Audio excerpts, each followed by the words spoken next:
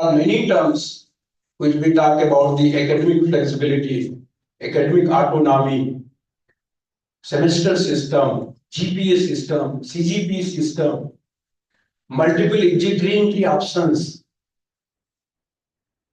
and so many other features.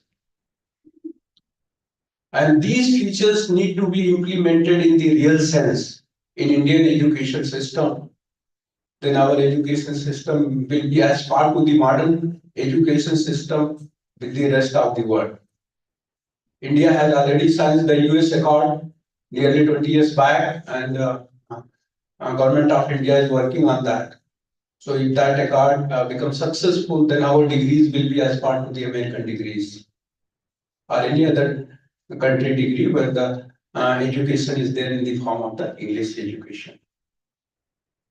So these are the kind of challenges. Then our degrees will not be ratified once you go to America. And your 4 years degree will be as it is as an American degree, and you can work as a professor just like any other American professionals. So that is the meaning of the ratification of the degree, standardization of the degree, and all these things happens when we follow all the global best academic practices. Lot of worries which normally parents passes through, children passes through, those kind of worries will disappear when these things are implemented in a right way. Many a time we feel that this earning a degree is a race. The moment we got admission, in next 4 years we need to have a UG degree in our hand. Next, after 2 years, we need to have a master degree in our hand. After 3 years, we need to have a PhD degree in our hand. It is not like that. If right kind of the academic flexibilities are there, you can live your life. At the same time, you can earn the education. That is the reason the system like academic bank of credit is meant. Suppose you are working, your parents are working here and you are doing your schooling here. Next time they got the transfer to Bangalore or Hyderabad or Chennai or Bombay or any other place. So your credit can be transfer as it is. Just by writing a small email. And you can go to other city and pursue your education. So whatever you earn, it will be there in your academic bank of credit. And moment you completed 160 credit, you got the degree, UG degree of 4 years. And jobs are going to be the skill-based job, and if you have those skills, you will get the jobs. So in the times to come, these kind of the practices are going to happen. It has already started. In next a decade time or so, India will be like that. Suppose you are earning 40 degree from IUT, another 30 credits from another university, another 20 credits from another university, and 20 credits from some university in Australia, and then you completed 160 degree and you got your final degree from the place where you did your final credits. So this kind of the academic flexibility will be there. And the moment, suppose many a time students face that their bank loans are not disbursed timely. So they cannot study, they cannot pay the fees. But in 1 year, if you have on some skill, you go and work.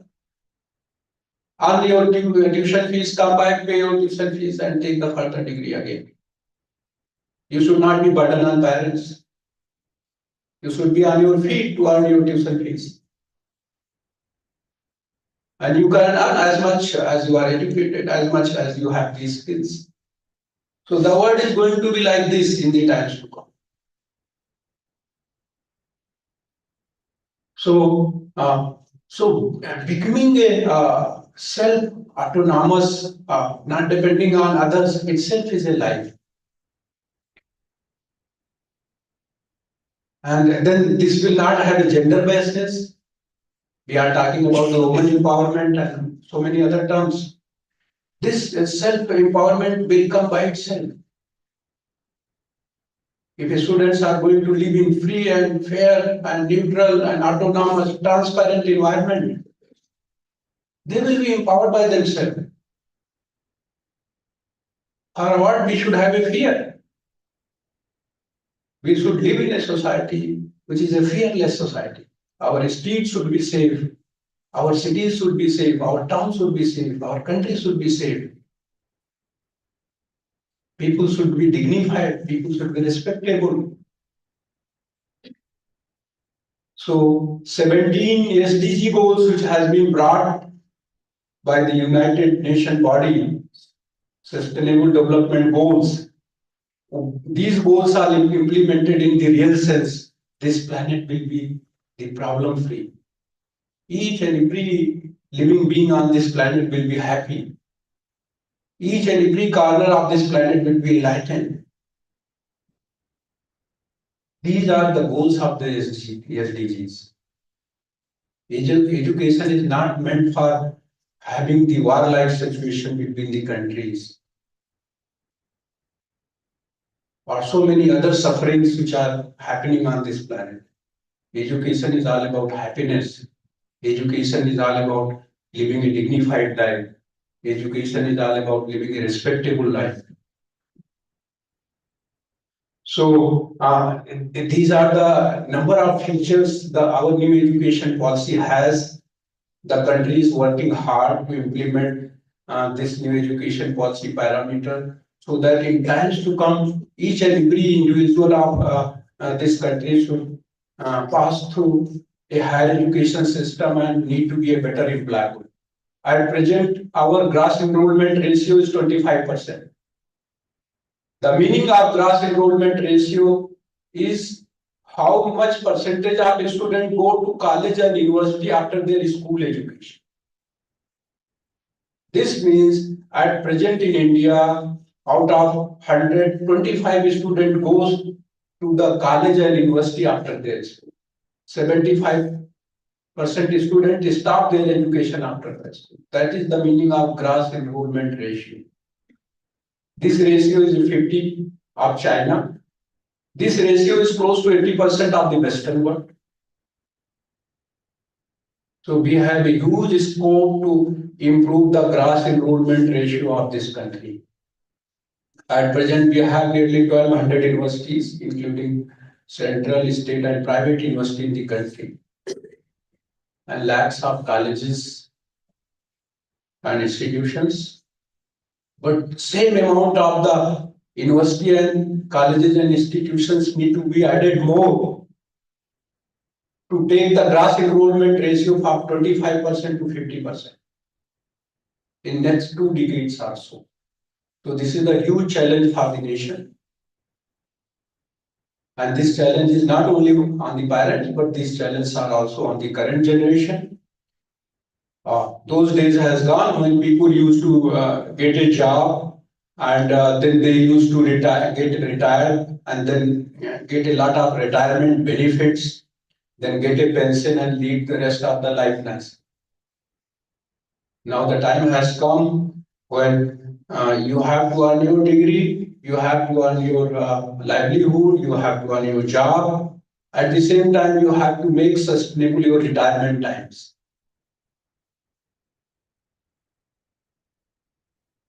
So the world is changing very fast, and those societies, those countries become great only and only when they adopt those changes positively. And India is on a right track in these directions. We are adapting so many changes rapidly with the rapidly changing world.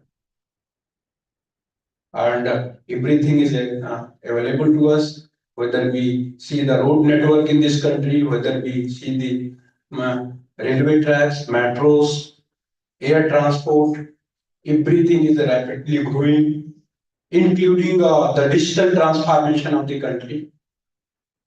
The amount of the GPay or the ePay or the Paytm Pay which we do even the Western world is not doing. There was a time when we used to stand hours and hours to get updated our passbooks in the bank and so many other queues collecting the gas cylinders, this, that, so many things. So these are the life index. These are the quality of life. So more and more time we can save with this kind of the hardship. We can devote that time in so many other meaningful work in the life, including the spirituality, including the worship, including the life after death. So many deep thinking, so many deep knowledge is important for the human beings. So if we are going to save some time from this physical world, then that time we can devote to the spiritual world.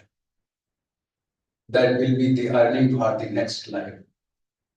That is also important for the human beings. So with this, I am very delighted that these two gentlemen from ISKCON society has agreed. This is the large group around the globe who works on the deep spirituality and they link with the knowledge. And they have taken couple of topics for next 3-day workshop, which is going to give a very meaningful deliberations. And these topics will be linked with the Indian knowledge system. And I like to see more prominent people from the society to come and talk on these particular issues so that this kind of the things can be also integrated with our new education policy. I remember many countries around the, when I used to visit some of the universities in USA, when I saw their course curriculum for the ABET accreditation, I found in 4 years degree program, they have 12 credits for this kind of the system. So 1 credit in each semester the student devotes. I remember they have so many credit hours related to the certain many kind of the sports, including 1 credit for yoga. So the Western world has already adopted our practices, and now we have a way, and we should also integrate this kind of type of the practices to make the education more holistic. Because concept like sustainability, concept like sustainable development goals, concept like Indian knowledge system, and so many other things, it can't be brought as it is to the education. But if it is integrated, then our educations will become more and more holistic. I remember last month I was attending one conference in Swami Ram University. So the topic was related on the holistic health. So in that, so many doctors were participating in that particular international conference. The deliberations was that no doubt this medical science is important. Allopathic practices are important. But if these things are linked with the spiritual knowledge, then the patients will recover fast. So when you are a medical graduates coming a 5 years degree with the MBBS, somewhere this kind of the knowledge also need to be integrated. Many a time we see that even big surgeons and big doctors also suffer with the diseases because their practices are only up to the book knowledge. They have not integrated that knowledge with the holistic knowledge, holistic healthcare. So when we use the term holistic, means the our new knowledge need to be integrated with the spiritual knowledge. Practices may be of any kind of it. You trust the practices related to Hinduism, Sikhism, Jainism, Buddhism, Islam, Christianity, or any other religion which exists on this planet. All the religions have same goal, because universal superpower is the only one. Our practices may be different, our way of worship may be different, but the ultimate goal is the same for all the religions and spirituality. So somehow these things need to be integrated with the new knowledge system to make the things holistic. So I'm very thankful to Dr. Meena Bhandari Madam, and she has worked hard to materialize this particular talk. And next 3 days we are going to get benefited with this talk. So wishing the great session and have a great day. Thank you so much.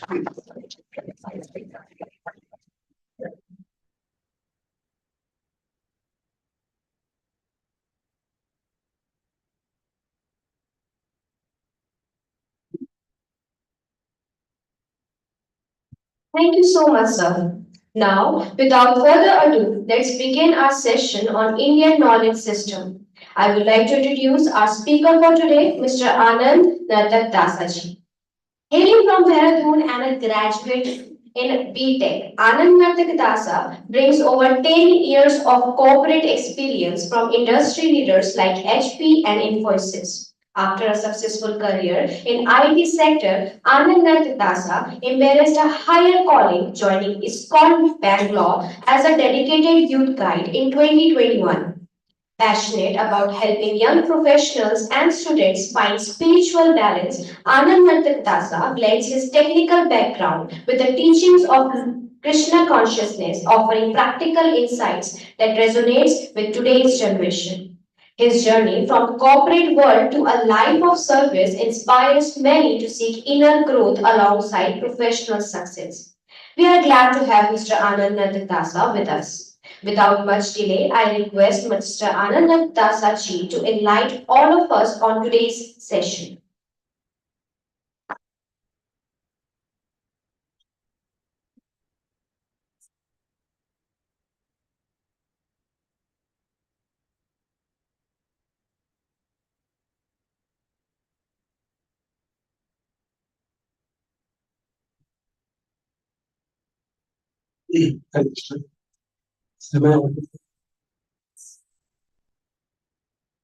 So first of all, I would like to start with thanking uh, ICFAI University and especially Vice Chancellor sir to give us an opportunity to speak. Um, so so I'll start as sir has already discussed a little about. He has given a brief introduction about the IKS, Indian Knowledge System. Actually, before this, I did not know that. So this the topic that I'm going to speak is going to come under this category, Indian Knowledge System. Yes, it does. It does come under that category. So I recently saw about okay, what is the Indian Knowledge System, because I did not. To be frank, I did not know what is IKS, Indian Knowledge System. So as Prabhu has mentioned, and I liked one point the Vice Chancellor said, where he said that education is something that should make people happy and they should not suffer, right? And yes, actually, this really is the essence of Vedic education. There was a time when in India, people, the education they were getting is the education that they were getting was like Vedic education. It was not modern education. It was Vedic education, and Vedic education uh, does have the essence, that does have the meaning of making people happy, their life happy ultimately. So when Britishers came to India, obviously they came, they saw they, everybody knew people from all over the world. They came to India because it's a very prosperous nation. Once there was a time when people used to call India "Sone ki chidiya," right? So, "Sone ki chidiya" कहते थे India को. "Sone ki chidiya" इसलिए कहते थे क्योंकि because India was very prosperous, and it was all because our education system was our own Vedic education system. It was not imitating some outside education system. I am not criticizing that the outside today the Western education system is wrong, but I'm saying what we already had was like it was like a treasure that I think we did not uh, today we don't give much importance to it. that was the treasure that we already had. As the Vedic education system. So yes, so okay. One more point that I forgot. Yes, holistic education. As Prabhu, one more term he mentioned, holistic education. So the main difference between today's modern education and the Vedic education is Vedic education. So okay, first I'll start with modern education. Modern education today focuses on, obviously we know that it has come from the West. When the Britishers came here, they saw that if the Indian education system is going to continue, then we cannot rule over them. We cannot rule over these people. We have to change. We have to change the education system. Otherwise, will not be able to rule these people. So the education system was such that people were very loyal to the country and they have all good kinds of qualities in them. So that's why first what they did is they destroyed all that existing education system that we had in the form of our Gurukul, and then established the education system. And that education system mainly focused on economic development. Economic development, how to increase workforce, how to find more money, and how to enjoy life. Okay, but our Vedic education system says exactly opposite. There is a verse in the Bhagavad Gita where Krishna says, I'll just tell you the verse.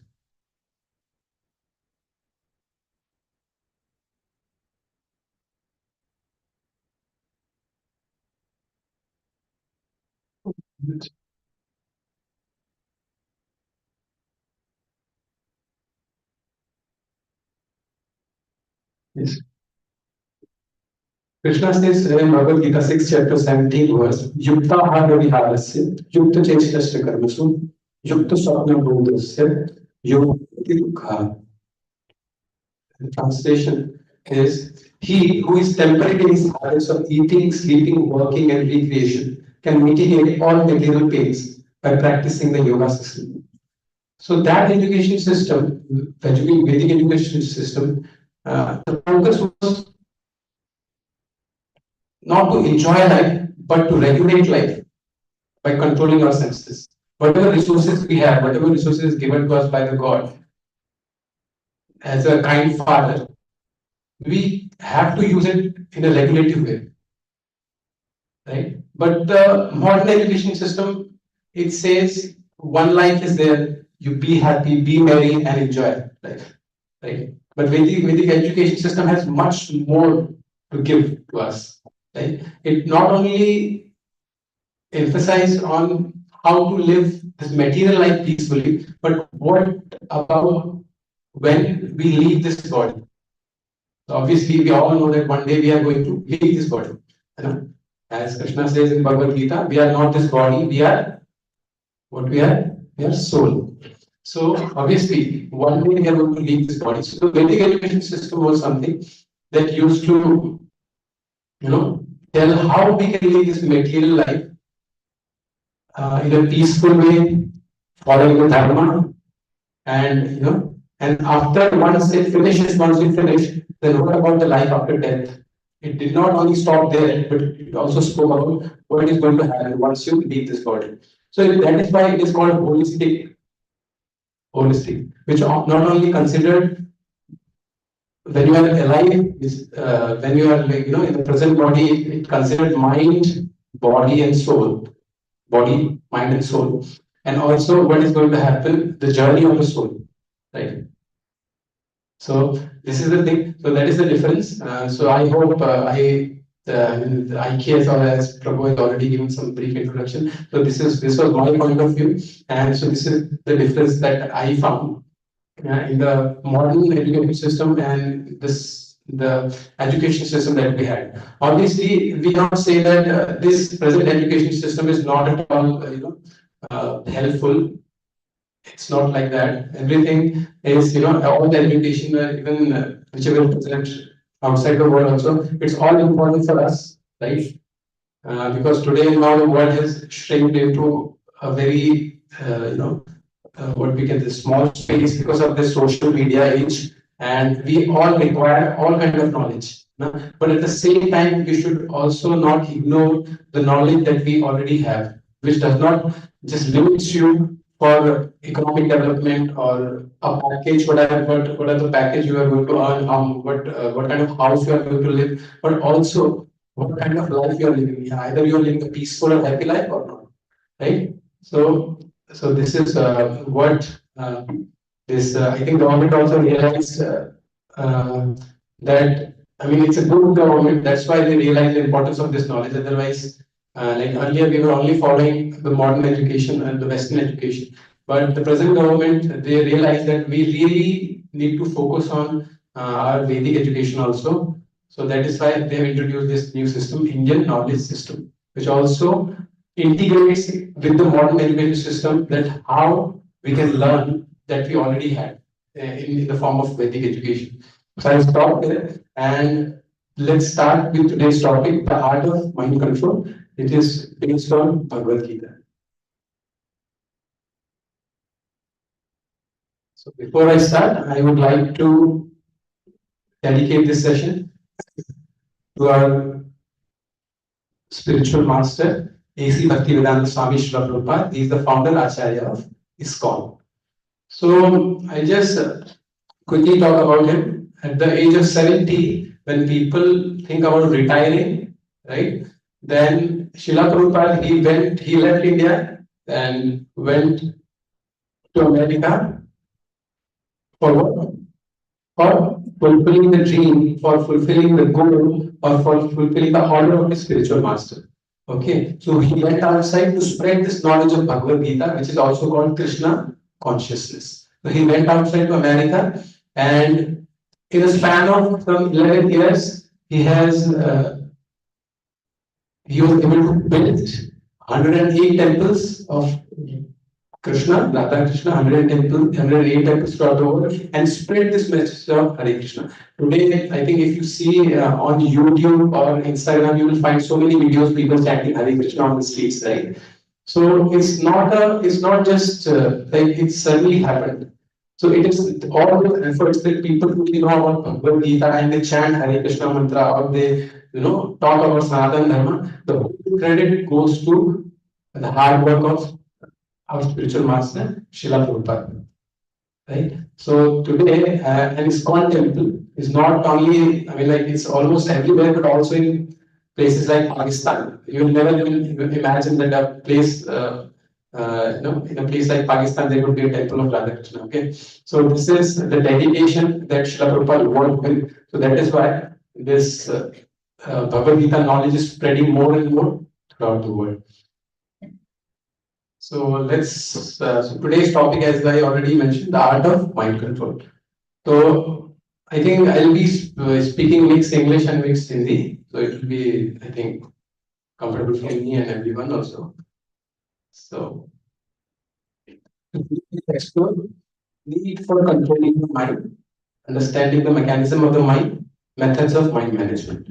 So why we need to control our mind? This is the first thing that we will discuss, understanding and how mind works and how we can manage this mind. Because most of the problems that we face today is because of this mind, which is not in our control.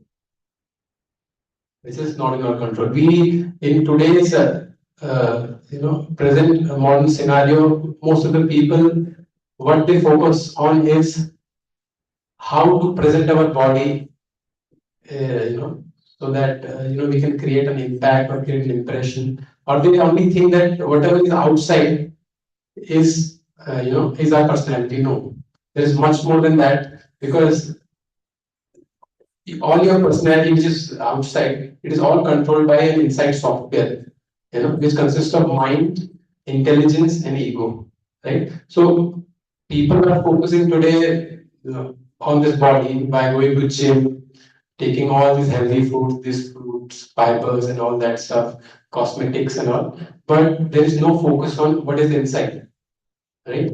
Because inside, maybe people are smiling outside, but what is inside, you do not know. You know? Why, in today's scenario, you see even youngsters, so much depression cases, the health like diabetes and high BP. You will be finding, students of 30 years of age. There was a time that these things used to appear in people who were very old, but now youngsters are showing these signs of depression, diabetes, high BP, and all. It shows that it is not about only outside keeping nutrition or keeping giving nutrition to this outside body, but also what about inside? The software is not getting anything. The software inside mind, intelligence, ego, they are not. The soul is not taken care. That is why people are in so much stress. And when you are in stress, whatever you do outside, you eat, however healthy food you eat, however life you discipline life you say, if inside is stressful, then outside cannot be good for many days, right? That is why it is very important to understand why there is a need to control the mind.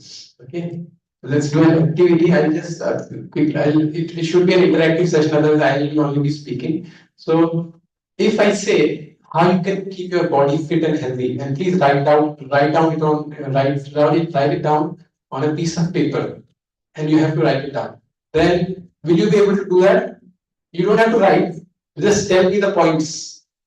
Just tell me the points how, if you want to keep your body fit and healthy, what will you do? Just few points I want to get from the audience. Meditation. Okay, meditation and exercise. So please raise your hands, those who do regular meditation. Yeah, but yoga, yeah. Exercise. Okay. How many of you do it regularly? Regularly, I'm asking. So as I can see, out of so many people, only few hands are there who are doing it regularly. So all of us, we know how to keep our body fit actually. We can write it down. I have to get up 5 a.m. in the morning. I should, drink water. I should go for exercise. Should be my timetable. This should be my timetable. Even if I ask you how you can score a very high CGPA at the end of your 4 years, then you will be saying, okay, I have to maintain at this timetable, this way. We all know this. Still, how many of us are able to follow it?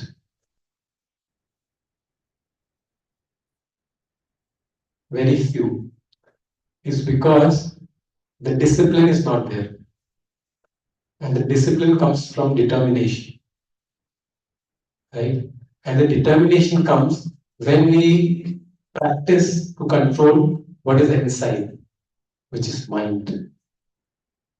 Because most of your decisions are based on what your mind sees. So actually there is a hierarchy how you take your decisions. So actually there are senses. Then if you go beyond, then there is mind. At the top, there is intelligence. And at the top most is soul. And most of us, we take decision based on our mind. Animals take their decision on the basis of the senses. Whatever they like, they want to sleep, they will sleep. They want to eat, they will eat. But we are little better, not little, we are so much better than animals because God has given us better intelligence. Right? But if we also, on the basis of just senses or mind, then you can imagine what life we'll be living. We'll be living a life like an animal. Am I right? Yeah. So our mind is a storehouse of emotions, feeling, thoughts. Why? Because whatever we see, our brain processes it. And let's say you see anything. Even so, nowadays we spend so much more time in social media, right? Instagram, YouTube. So Instagram and YouTube, you just keep scrolling up and down, and it will show you everything. Everything means whatever is there, they just want to capture attention for longer time. So even if something violence is going on, something wrong, and you will have to see it. And the thing is, whatever brain sees, whatever eyes sees, then the brain has to process it. So it's like opening our brain. And I saw an image somewhere. It showed opening a tray, opening your this dhakkan of tray, and it is putting all garbage. It is putting all garbage. It means whenever you open your phone, whether it's good for you or not, you're just scrolling up and down and up and down and stay, right? And all the garbage is. And once the garbage is inside, what will come outside is garbage. Yeah, how can it like you put something inside bad and something good will come outside? That's not going to happen. So that is why it's very important how our activities are, how our daily activities are, where we are spending our time, right? So why is it necessary to control our mind? Can you tell me? Any of you please give me some points? Why? For stability. Yes, for stability, for The mind is limitless. Mind has no boundary. uh, The thing which has no boundary and limit, it should be controlled in a way so that we can have stability. stability. Stability. Any other point apart from stability? So, True. Peace of mind. Yes, peace of mind. Then, As you said, having a disciplined life. yes, a disciplined life you can live only if you have your mind in control. Right? Correct. So yeah, so as you said, there are points like, as you already told, peak performance is one of those things, right? When you have stability, as you told, stability. If you are a stable person, then only you'll be able to give a peak performance. If you are not stable, if you are unstable, if you are under some stress, if you are always disturbed, then you won't be able to perform at your peak, right? You won't be able to perform at your peak. So that is why controlling the mind is very important. Peaceful mind, as one of you told, peaceful mind. With peaceful mind only, you can perform, right, optimum level. Improve emotional intelligence. Yes, improve emotional intelligence. Emotional intelligence means emotionally how we are, emotionally how we understand other people, right? What emotions we are going through, we understand. All these things we can only see if our mind is in control. If it is always disturbed, we won't be able to know in what emotional stage we are and what others are, right? Uh, there is one part of intelligence which is called EQ, emotional quotient. You must have heard about IQ, intelligence quotient, but there is one term called EQ. EQ is something that makes you understand not only your own emotions, but also what emotions others are going through. When you understand that, that makes you a better leader, right? Let's say somebody in your office is like, in a bad mood, and you go and just, scold them more without understanding what emotions they are in.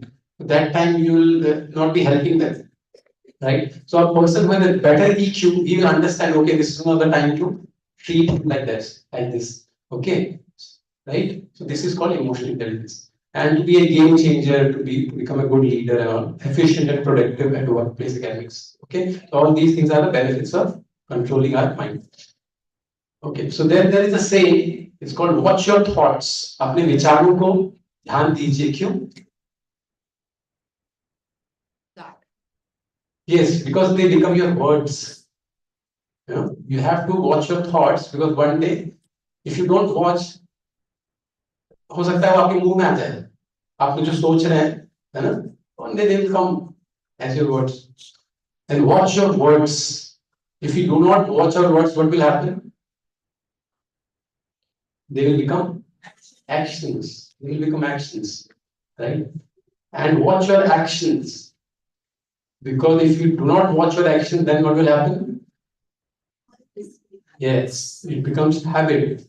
If you repeat one action again and again without considering whether it is good or bad, what impact it's going to put on me, then it will be like it can one day turn into a bad habit, right? Then watch your habits because it becomes your character. See, character. People see when people meet you, when they see your personality, when they interact with you and spend some time with you, what they really see is what kind of character you have. And just imagine how your habits impact so much of your character, what you show indeed. So that is why it's very important. All of these things are interlinked. Okay. So now we'll do an activity quickly, as you can see on your screen also. You can hear your mind speaking. Yes. So we'll have to hear our mind speaking. So you can just first relax yourself. You have to close your eyes. Okay. You all have to close your eyes, focus on your mind, watch your thoughts, and at the end, आपका goal क्या है? You should not have any thoughts. Let's see whether you are able to do that. So you have to close your eyes first 1 minute. You just have to see what kind of thoughts you have. Okay, and at the end, you just have to do make your mind blank. So there should be no thought. Okay, let's do this activity. We'll start now.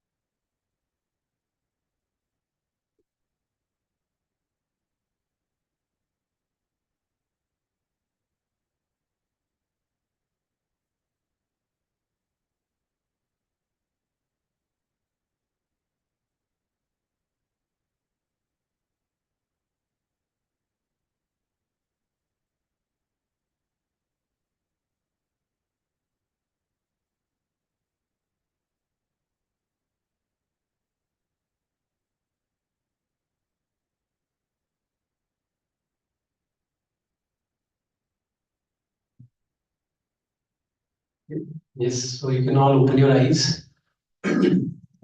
So the first thing was to see what thoughts we have, and the second part of the activity was to make the mind blank. So how many of you were able to do that at the end? That you have no thought at all? Please raise your hand. You had no thought. Please raise like so that I can properly see. Okay.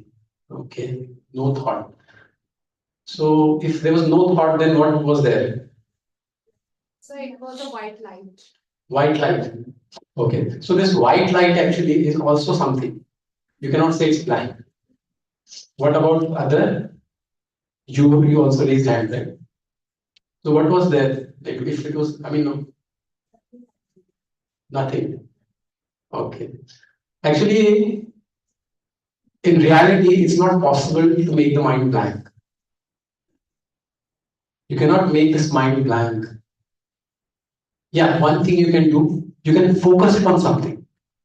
You can focus it on one thing, but it is not possible that you make your mind blank.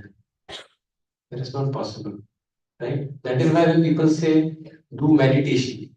So during meditation, they don't make their mind blank. What they do is they try to focus on something. And when they try to focus on something, they train their mind. They train their mind to be fixed at one place and to control it. Our mind is so flickery, so quickly it goes from here, and so many things, right? It is never focused. And as a student, what kind of mind we should have is we should be really focused so that you can focus on your studies, right? So if it's not there, it is because you have never practiced your mind to be focused on something. So that is why it's very flickery, going on here and there, and you have no patience to just sit and do your studies and you do any activity that you want to do. Okay. So there is a survey which says it is said that 77% of everything we think is negative and works against us, especially in today's world. It is in Shastra's point of view, it's called Kali Yuga. In modern terms, you can call it modern world, 21st century. But this is what is happening. 77% of everything we think is negative. And it is because, as I told you, when we have a mobile phone, if you're spending most of your day in your mobile phone, smartphone, which we do every day, then whatever information or pictures, information you see there, just put inside us, and then obviously the brain has to contemplate. When the brain contemplates on negative things, obviously, when you think about something, you see violence automatically. What will you remember again violence, something wrong, from this activity, that activity, or it is going to happen. So that is why it's very important how we treat our mind, how what kind of activity we do every day. 75% of all illness are self-induced. What does it mean, self-induced? Yes, it is not because of some food habit or some adulterated food you have eaten, some virus in this. No, it is self-induced, means it's happening because the mind is not peaceful. Because there is no peace, there is always disturbance. And when there is disturbance, actually, what happens with each thought, the body releases a chemical. If you are in a happy mode, the body will be releasing dopamine, right? So there are chemicals. So the body releases chemicals when you are in different emotions. And when most of the time, if you are stressed, then only those hormones or those chemicals will be released in your body, which are interrelated or which are connected with that kind of emotion, right? So let's say if most of your day are stressed, then obviously one day what is going to happen is all your body organs and they are going to not work at the proper functioning. That will not happen. And when that happens, obviously you become unhealthy. Let's say so many people with digestion issues, especially today's ancestry. Why digestion issues? The liver does not work properly. The liver does not release the acids and all those chemicals on time because of mind issues. People have stress, because of stressful life they have a very bad routine, and because of bad routine all these things are interrelated. So that is why it is written here, 75% of all illnesses are self-induced. But still people are not working to do something about improving our peace of mind. They are just working on the body. What kind of watch I'm wearing, what kind of shoes I'm wearing, what kind of hairs I have, how am I looking? If inside is so disturbed, if there's so much chaos inside, then no point of showing outside how you are, because one day that is also going to fall, right? So that is why it's very important to see, to improve whatever is inside also. Okay. So can any of you tell how many thoughts do we have in a day? Just a wild guess you can do. No number, just give me a number. How many thoughts in a day? Yeah. So survey says that an average day, the average person runs through 60,000 thoughts. 60,000 thoughts. 60,000 thoughts.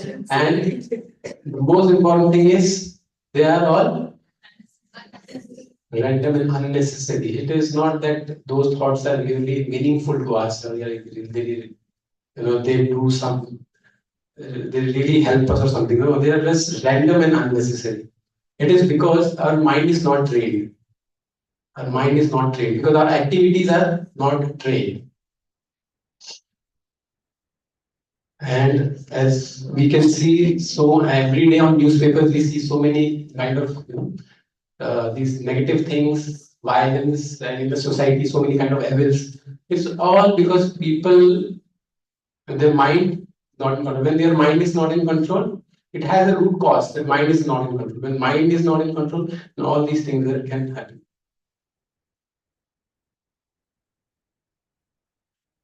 So now, after knowing this, why it is, what is the importance of mind controlling the mind? Now we will understand the mechanism of the mind, how the mind works. And this we'll understand. Obviously, we are all, whatever we are covering here, it is all based on Bhagavad Gita. It is not that my personal opinion or anybody's opinion. It is from Bhagavad Gita. So mind, is it a friend or an enemy? So Krishna says in Bhagavad Gita 6th chapter, 6th verse. So I will directly read the translation. May I know, ma'am, what is, how much time more is left? Like, when did we start? Started at 11:35. 35. Okay. Still have some time. Yes, yes, you can continue. So I will directly read the translation in English and Hindi is there. You can see both. I'll read in English. For him who has conquered the mind is the best of friends. But for one who has failed to do so, his mind will remain the greatest enemy. Krishna is saying about the mind. So those who has conquered means those who have control over their mind, the mind will be their best friend. But if those who have not controlled it, it becomes the worst enemy. So sometimes people do some kind of activity and after some time, please excuse me, after some time, they realize why, I mean, how did I do it? You know? So there was one CEO of some company. He was on an aeroplane. So his behavior with the air hostess was not good. But that time he did not realize, and later on he says there is some interview. I don't want to take anything. He said that time I did not realize. So it's all because we do not have our mind in control, and because when mind is not in control, at that moment you will do something, and later on you realize it was wrong, right? It's all because we have never trained. So Krishna says this. So if you have controlled mind, it is the best friend. Otherwise, it's the worst enemy. Let's take an example of a knife. This sharpened knife, if you give to a doctor, what it will do with a knife? Yeah, he will do a surgery. Yes, but the same knife, if you give to some criminal who is not his mind in control, you know what he will do? It can kill someone or hurt someone. So our mind is exactly like that. It is a very sharp knife. You should consider it as a sharp knife. You should not think whatever thoughts in my mind are going, okay, it's okay. No, it is like a knife because thoughts, whatever you have right now, they are going to impact as we already discussed. Your thoughts become words, words become actions, action becomes habits, and habits become your destiny, and destiny, and all these habits become character, character become destiny. So similarly, mind is we should understand at that point of time when we have thought, we should understand, okay, this thought is coming, whether it's good or bad, all these things. So now we'll understand the point of Shastra, Bhagavad Gita, or scriptures. We'll understand how they compare all this thing, the mind mechanism, how it is in the body, gross body, subtle body, and soul. So how it is, how it works. So what you see here, can you describe? आप क्या देख रहे हैं इधर? Yes, आप देख रहे हैं horses देख रहे हैं आप? So these horses, what do they represent? Yes, we can see, but what do you see? I mean, आप इस picture में क्या देख रहे हैं? Horses, are they very stable? Do you see these horses very stable? Yes. So these horses are going in all directions. See, so all the horses, they are going in different directions, and you can see there is a mark on the neck, something hanging, eyes, nose. So these are our 5 senses which are always going into different directions. How? Your tongue wants to taste something very palatable, very nice. Your eyes want to see something very beautiful. Your ears want to hear some good sound, right? So all your senses are always after sense objects. So it means they are all running in different directions. So then what else do you see? Any specific thing that you see in the image? You can describe? Mind is nothing psychology behind that too, we are never to control our senses, and behind that mind is working. Behind that mind is working. So can you tell me what represents mind? Because here these horses represent five senses. So can you tell me what represents mind here? Mind is fixing on the negative direction. No, yeah, no, I'm just saying what represents the mind here in this image? As five senses are Person is right now, person is back sides. yeah, but Person is back side. yeah, the person who is controlling actually he is not mind actually. Person is back of that. No, that is also not mind. So the mind is. Do you see this strap Rassi? What is that? Mind. Let's say that person who is holding all those straps, he leaves it. He leaves those straps. So what will happen? Wherever these horses want to go, the chariot, the whole body will go. Right? If we leave those straps, what will happen? It will just those horses will run around wherever they want. Right? So that is why it's very important to have those straps in control. It means to have a mind in control. Now, can you tell me who is controlling this mind? Because senses are controlled by mind. As we can see, senses are controlled by horses are controlled by strap, means senses are controlled by mind. Now, can you tell me who is controlling this mind? One by one, if you give example, raise your hand and then tell, then I'll give. Who is saying something, who is saying soul, something? Intelligence. Intelligence, correct. So the chariot driver is no one but intelligence.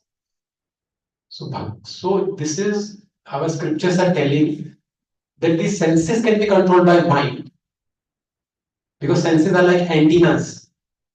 We see some visual signal, our eyes see some visual, our ears see some voice, audio.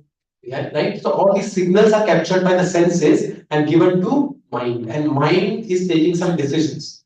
But if it is not controlled by intelligence, then it will do whatever it wants. Are you understanding? So who is controlling the mind? Intelligence. So can you tell me who is the last person who is the passenger of the chariot? Yes, it is the soul. As Krishna says in Bhagavad Gita, we are not this body, we are soul. Krishna says, Dehino asmin yatha dehe, kaumaram yavanam jara, tatha dehantara prapte, dhirastatthana mayati. Krishna says in Bhagavad Gita, just like as a child, you leave that body as a child, you become young, then you leave that body as a young person, then you become old. Similarly, one day you are going to leave this body. Do you still remember when you were a child? All of you remember? That time you had the body of a child. That body is still there? Is it there? It's not there. You became young. Now after sometimes 20, 30 years you will become old. So that young body will be there? It won't be there. Similarly, one day that old body is going to also go away and you will be changing into a new body. So right. So our real identification is soul. We are soul. So here the last person, the passenger is soul. So if you want to have a stable ride, you are in a body like a machine. Okay, just like a car, you are inside the car. You are driving a car, right? You are not this car. You are the driver. Similarly, inside your body, you are sitting as soul.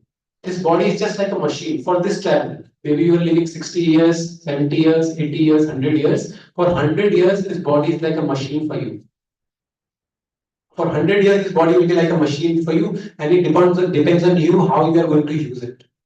If you want to have a peaceful ride means peaceful life, then you have to understand how this mind senses are controlled. So as our scripture says, you can control these five senses with the help of mind, and this mind can be controlled by what? Intelligence. Mind can be controlled by intelligence, no doubt about that. And intelligence can be controlled by soul. But most of us in today's world, we are taking our decisions on which level? Can you tell me? Which level we are taking our most of our decisions? Yes, mind. Whatever mind says, we do. We do not, use our intelligence. We just mind sees something, okay, something unhealthy, but okay, it's very delicious. Your intelligence will say, no, no, no, no, it is unhealthy, but you still go because you're not listening to your intelligence. You're just going with the mind, whether it is unhealthy or okay. So you understood all of you, right? So you can make a note of it, all of you, if you want. Soul, intelligence, mind, five senses. This is the hierarchy. Okay. And Krishna also confirms the same thing in Bhagavad Gita.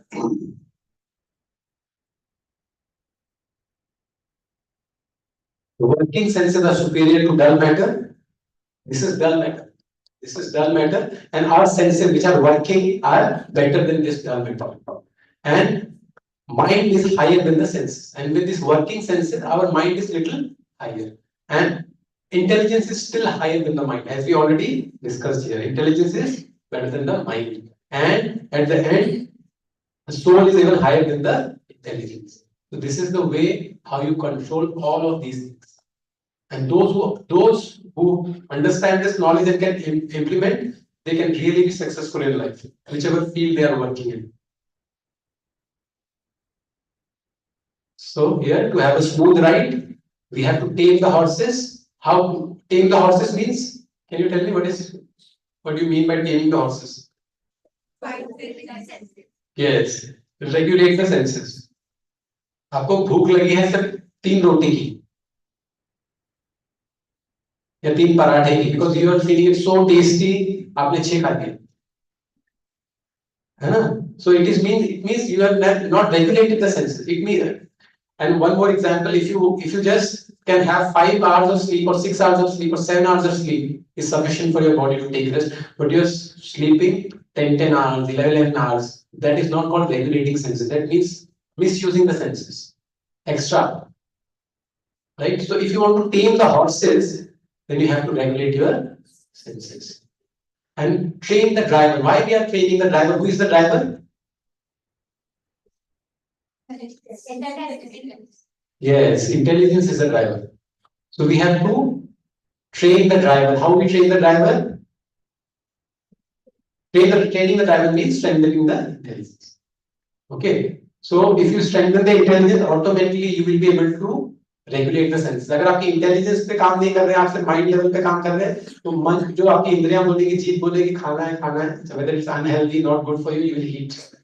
Weather जीभ बोल, अभी आपको body बोलेगी सोना है, you भी से okay so जाते हैं.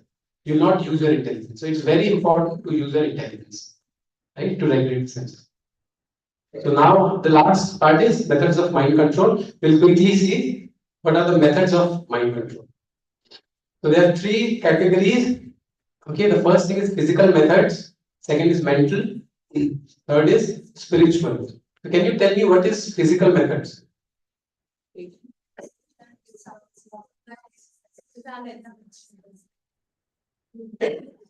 Yes, all these things we already know, physical things, right?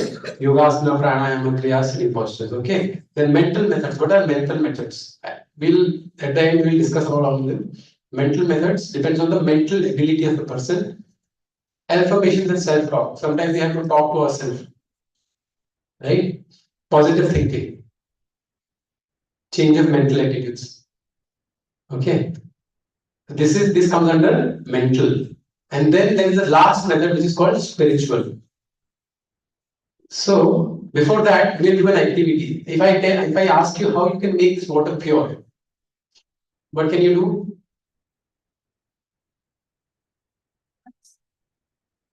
What can you do?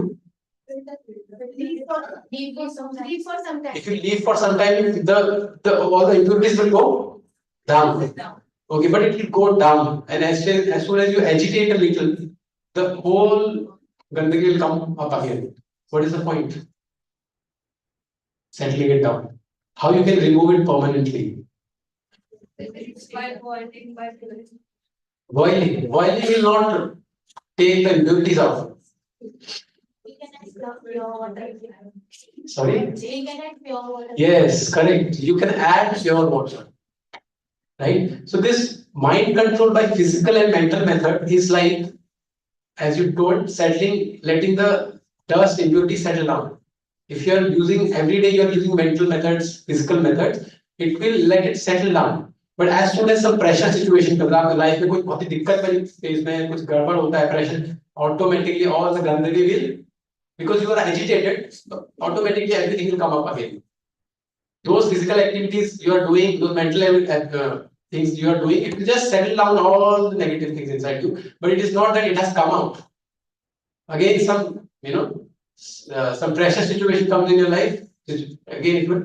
So the best thing is to pour pure water. If you keep pouring the pure water, what will happen one day? All the impurities will go out. You keep pouring. आप साफ पानी डालते रहेंगे, क्या होगा? एक समय सिर्फ ग्लास में सिर्फ साफ पानी रहेगा और सारा गंदगी बाहर आ जाएगा. So that is spiritual method.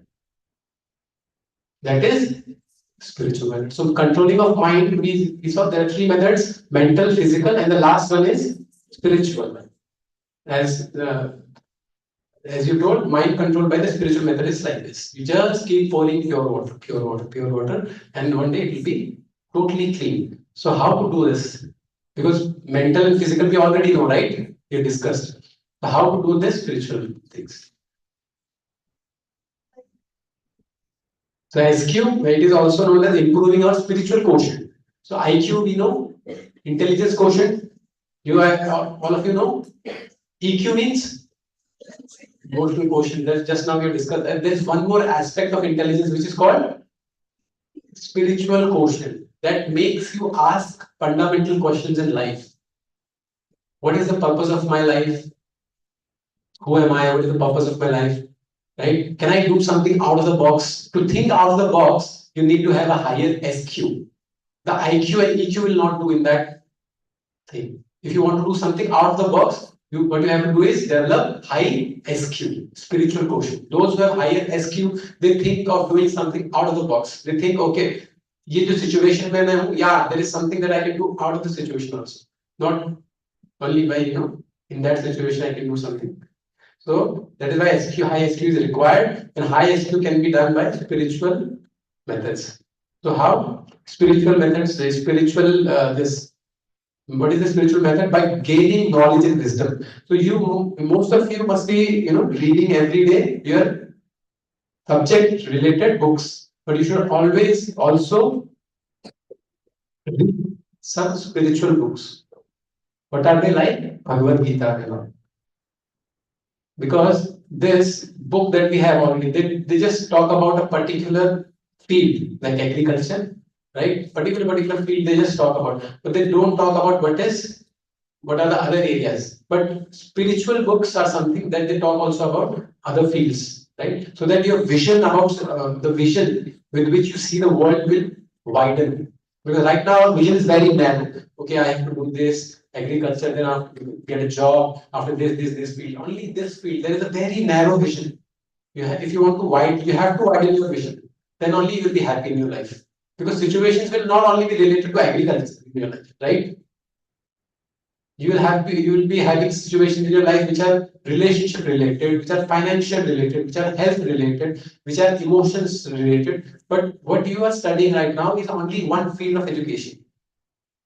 Right? That is why the spiritual knowledge is important, which widens your vision so that you can see, okay, there is something else also, right, which I have to focus on, like my body, mind, intelligence, my spiritual growth, right?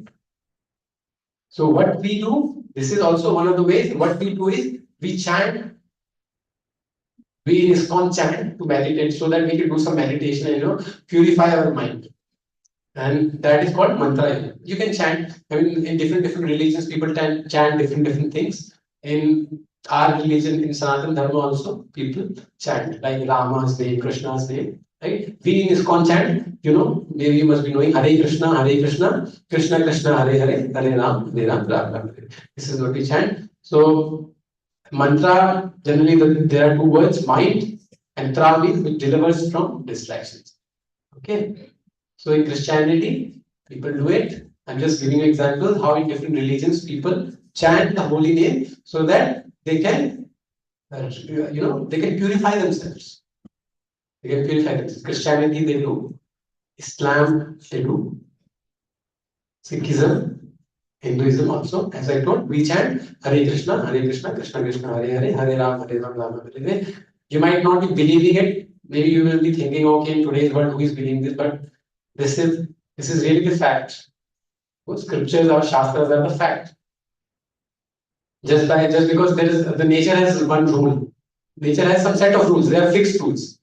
If you think that okay, this rule is not going to work with me, or in modern situation it does not work, that is not the truth. That is just like closing your eyes. A pigeon is closing his eyes. If she is saying, oh, cat is there. If she is closing, the pigeon is closing eyes, that does not mean the cat is not there. Am I right? Cat is still there because just because you are closing your eyes, it does not mean. So similarly, the rules and regulations which are given by the scriptures, they are not just some false things. Just because you are in modern era, it does not mean that. Just like a father says to a kid, okay, don't put your finger, in the fire. What will happen? It will burn. But let's say the kid does not listen and goes and touches the fire. So do you think the fire will consider, oh, he's a child, I should not burn it? Do you think the fire will do that? No, right? Similarly, these scriptures, whatever they say, we should follow them because they will do their duty. The rules will apply on us also. We cannot say, oh no, I'm in the modern world, 21st century, nothing happens, I will do whatever my mind says. No. Because that is the first thing that we should have some inspiration to control our mind, right? This is the inspiration that we should understand that whatever nature says, we should abide by the rules of nature. Okay. So this is the mantra that we do, and some people, nowadays they to feel good, they go to different, drugs, alcohol, cigarettes, or these things, to increase their happiness or increase that chemical dopamine. But meditation, there is a survey which says meditation will stimulate and train your brain to be naturally high. You don't have to be artificially high. कुछ लोग कहते हैं ना, I want to be high. Why? They want to be high to be happy, and what they use is drugs. But meditation can make you naturally high. Krishna says in Bhagavad Gita, Param Drishtva Nivartante. Param Drishtva Nivartante means Krishna says you can only leave a lower taste when you have a higher taste. अगर आप एक अच्छा test नहीं करोगे जब तक, तो जो नीचे वाला टेस्ट है, बुरा टेस्ट, वो नहीं जाएगा, राइट? है ना? आपको कोई नॉर्मल सा स्वीट दिया, बहुत ही गंदा सा स्वीट जिसमें इतना कुछ अच्छा सा नहीं बना है, it is not very good, okay, you will eat it. But अगर कोई आपको बहुत ही अच्छी मिठाई देगा, sweet, you will always be, you will be thinking of let me eat that. You will not consider the lower things which is gone, right? There is a bad example also, it's a very bad example, but let's say कोई एक आदमी बीड़ी P रहा है, somebody will give a cigarette, what will you do? He will start smoking cigarettes. It's a very bad example, but I'm just saying this is to leave lower taste, you need to have higher taste. Okay. So meditation is one of the means, and also you can chant. This mantra is very powerful. Hare Krishna mantra is there. There's so many other mantras you can chant. Okay. Yes. So this is the conclusion. So you can see how mind control can result in so many good things. So do you have any questions now? Do you have any questions? Please, you can ask. Any questions you have? Please feel free to ask. You don't have to shy. I hope all of you understood, right? Okay. So shall we? Yes. If they do not have any questions, then we can wind up. Okay.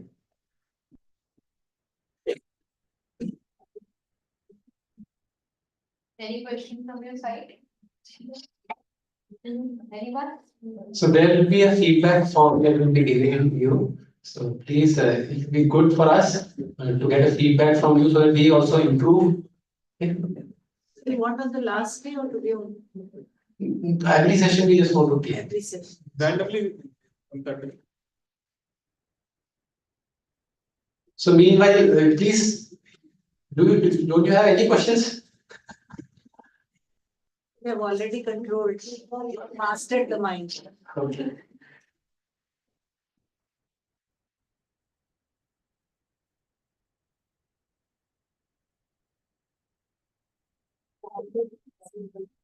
ACDC for student. How many do you want? Not for everyone, there's 20.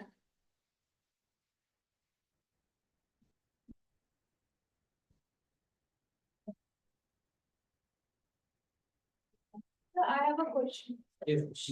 So what if someone is doing bad to you at that situation, what should we do? What? Sorry, I did not understand. What if someone is doing bad to you? That to you. And in that situation, what should you do? It is happening in continuous way. Yeah. That to you, in the sense, then you can just follow the authorities. You can just tell to the authorities. If it's like, say, it's in professional ways. See, if it's in professional where you're in a workplace, then you can tell your authorities about it. If it's in your family, you can tell your what?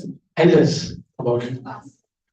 Instead of taking decisions in our own hand, we can always, follow the rules and regulations, tell the authorities.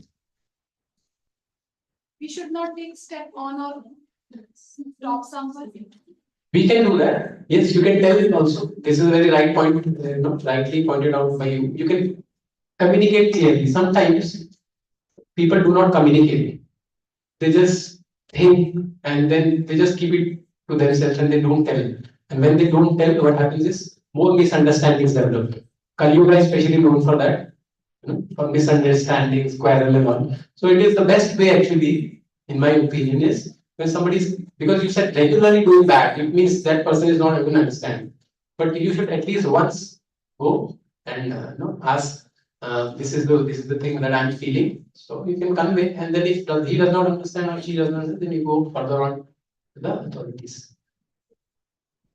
Your question. So what to be happy, if they are making such decision, something is happening, but to be happy, self-satisfied, they are making such decision. And we know that that decision will hurt someone. So somehow the other way, it affects our mind also. Like, that person is upset, we will not find good, but for our happiness, we are making some decision. In that case, what can be done? No, yeah, as I think we already discussed it, as what you're saying is exactly, what our senses wants. We are doing what our senses wants to be us to be happy, but we should always also think that, what is going to happen to others, whether it's going to hurt someone, all these things should be needed to be taken care. That is why we say we have to take decisions from our intelligence, not from our mind or senses.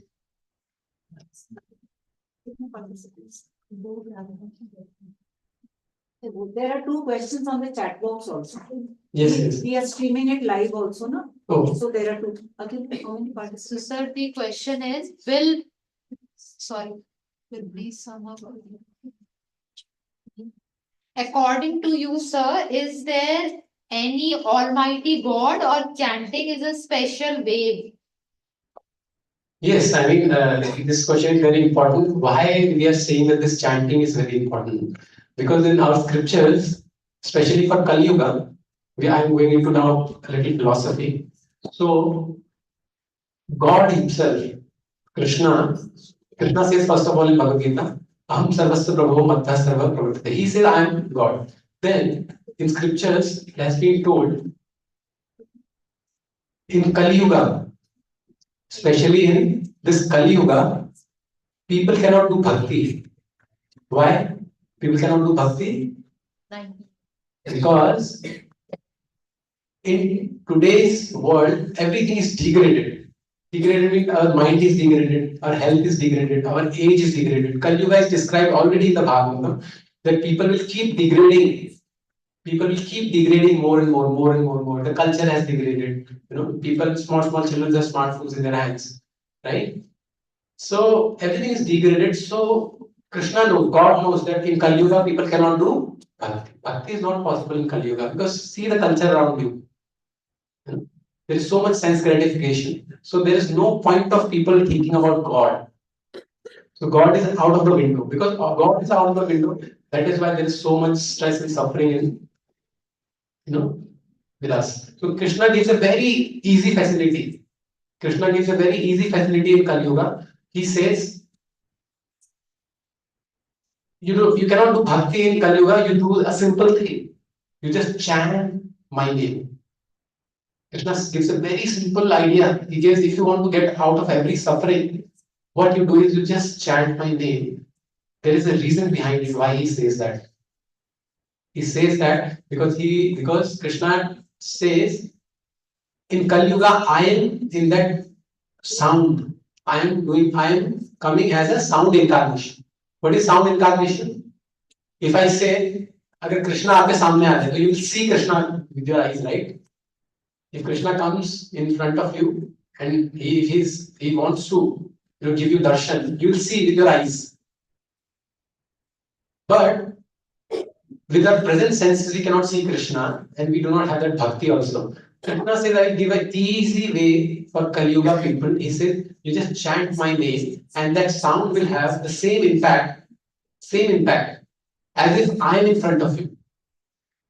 So when we say Hare Krishna, as soon as I say Hare Krishna, Krishna is present in the form of sound with all his opulences. Krishna has so many opulences. Krishna has all the powers. Just imagine, अगर विष्णु आ गए, नारायण आ गए, कृष्ण आ गए, तो उनकी presence इस hall को पूरा क्या कर देगी? Will purify it. Just everybody will be, enlivened. The senses will be enlivened. They will be like, what is this? So Krishna's sound has the same thing. Krishna's sound. If you say Hare Krishna, that word has the same impact. The only thing is we do not have the faith. And we are not doing it with the purity. We are just chanting. Let's say you say, Pradhan Mandir Modi ji yahan hai, and you are seeing here and saying, Modi ji, Modi ji, Modi ji. Modi ji is here. It means you are not paying attention. You are just taking his name. Similarly, when we say Hare Krishna, if with purity, you say Hare Krishna, Krishna Krishna, Hare Hare, Hare Ram, Ram Ram. Chant the name of the God. Any religion. It is not only Hinduism. In any religion, whatever religion you belong to, when you chant with that much determination and purity, if you chant, then Krishna will obviously that will have an effect. And what effect it will have? It will purify you.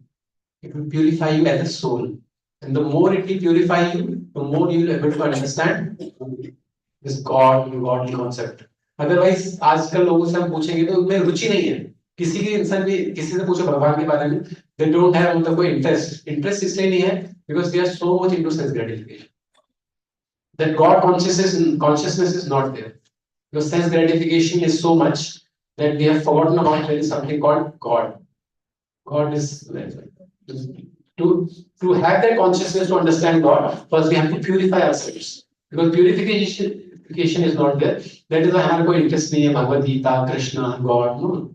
Life is going on. We have so many goals. We have to achieve this, and one day when you die, you leave everything. You're not going to take anything from here.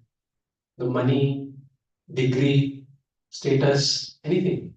There are 8,400,000 types of species, and you can next life go into any kind of body. You can go into any kind of body. There are bodies of plants, aquatics, four-legged animals, birds. You don't know what is your next life. That is why our Shastra says this human life is very important. If you have not utilized it properly, next life you just spend it as a bird, as a grass, as a tree, as an aquatic, anything. That is why our Shastra says this human life is very important. Do not waste it. Do not waste it. You do not know what is your next life, which next body you are going to get. Right? So that is why it's very important. Any other one? Last question. Yeah. From Dr. D. Srinivas. Will you please sum up the ways and means to control the streams of thoughts that wander our mind while awake or in sleep? Okay, in sleep you cannot control your thoughts. In sleep, only Paramhamsas, at that level of consciousness, people can, control their thoughts when they are asleep. But when you are awake, there is a process, as we have already discussed. First, you have to train yourself. Let's say you are going to a gym, right? And your capacity is 10 kg, lifting 10 kgs. If I give you 16 kgs, 15 kgs, will you be able to lift? Your capacity is 10 kg. So what you have to do is gradually you have to first practice lifting a little more. If you are lifting 10 kgs, you will lift 11, 12, 13, 14, and gradually you will reach up to 16 kgs. Similarly, mind acts also in the same way. You just have to train it. In one day, if you say my mind will be focused and suddenly I'll be just able to super focus, no, that is not going to happen, because for so long you have been trained and conditioned in such a way that you just think about different things. Just take the example of a mobile. You are in one video, next click you are in another video, next click you are in another video. So much quickly you are just jumping from one thought to another, one thought to another. Your emotions are going high, low, bad, depression. Like videos are all kinds of videos, right? So your emotions are changing so high. Now you have no, distinction between what is good, what is bad. You just okay, yes, I see it daily. This is the impact of smartphones. So in one way or the other, smartphones are also impacting today how our mind works. That is very, very flickering mind. Because the time we spend on phone, we are not doing it productively. We are just passing our time. Procrastination. That is why it's very important. So as the question was how to train our mind, how to be focused. So it needs to be trained first. So how we do it is by meditation. So our process is when we chant Hare Krishna mantra, we chant it every day. For our, I tell our daily routine. What we do is we get up Brahma Muhurat time every day. For 5 a.m. we do Aarti. Mangal Aarti means we see God first. We see have the darshans of God. Not like get up, see mobile, Instagram. No. So we see Lord. Then after Aarti we chant, we meditate for 2 hours. You don't have to meditate for 2 hours. You just have to do once 108 times. You can do one mala. So what we do is we chant Hare Krishna, Krishna Krishna, Hare Hare, Hare Ram, Ram Ram, Hare. When we do that, we try to focus on the sound. As I already told you, the sound has some special power in Kali Yuga. We just keep hearing, keep hearing, keep hearing. In that way, sometimes our mind goes here and there. Acha, ye karna hai, fir ye karna hai. Then again, as soon as we realize, we bring it back to the sound. Okay, keep listening to the sound, keep listening to the sound. Hare Krishna, Hare. Again, our mind goes somewhere else. If you keep doing it every day, first day you will find it difficult to control your mind. Your mind will again go here and there, wander. Second day, third day, fourth day. You do it for 2 weeks, 3 weeks, then after some time you will realize you are really able to focus on the sound. Right? This is the way you train your mind. First, initially, if you say, you won't be able to do that. Right? You won't be able to do that. Your mind will wander. But you have to just focus, train your mind. This is called austerity, tapasya. Without tapasya, you cannot get anything in life. Swiggy, you can order, they will drop you food at your doorstep. That is going to happen. But if you want to control your mind, you have to do some tapasya. So tapasya is nothing. You just have to sit down, say Hare Krishna, just listen. You do it 1 day, 2 day, 3 day, 5 day, 1 week, 2 week, 3 week, 1 month, and you will see there is a significant change that you have in controlling, that you will have good control over your mind. Okay. Yes.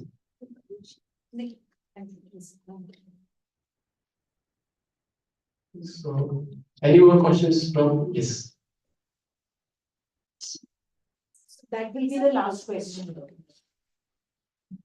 Sir, बिल्कुल बहुत ज़्यादा emotional person है, तो उसके लिए बहुत ज़्यादा difficult हो जाता है sometimes कि balance maintain करना between emotions and logics.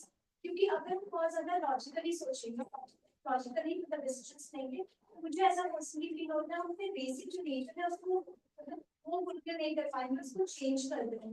तो for me it's very difficult कि मैं logical emotions के बीच में balance maintain करूँ by taking decisions or thinking. It's a good question. Logic and emotions.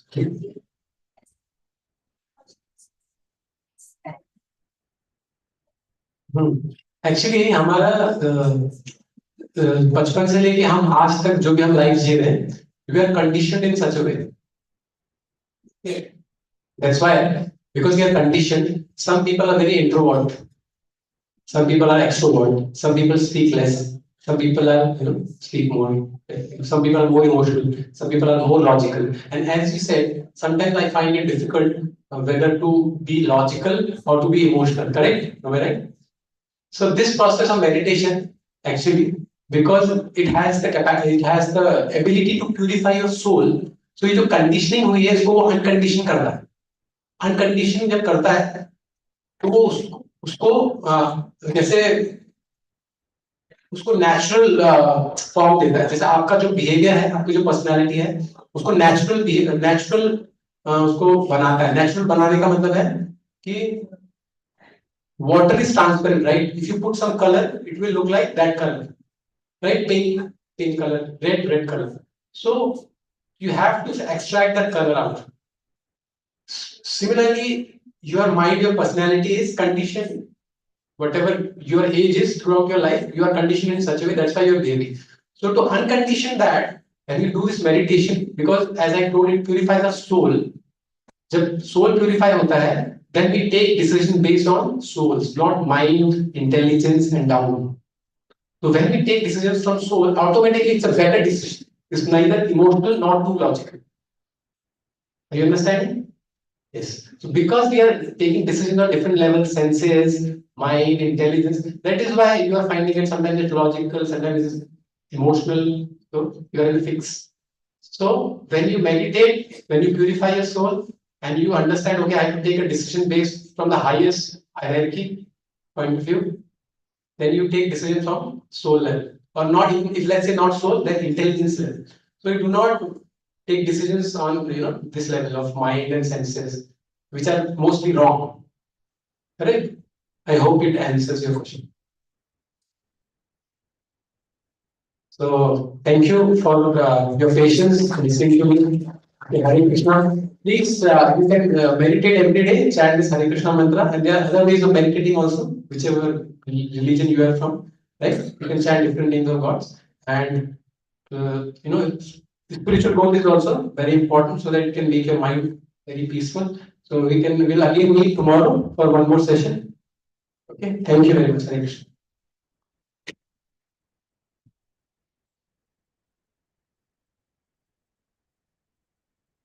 Thank you, sir, for this enlightenment session. It is my privilege to deliver the vote of thanks on behalf of the ICFAI University, Dehradun. I would like to extend my heartfelt gratitude to everyone who has contributed to the success of today's event, especially to Honorable Vice Chancellor, sir, and the Krishna Mandir team for motivating us.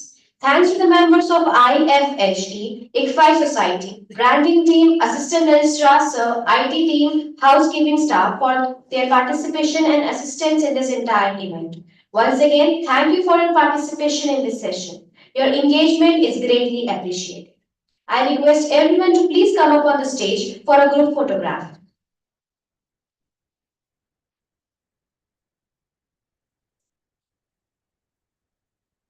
So some of you can stand downstairs, the others can come up here.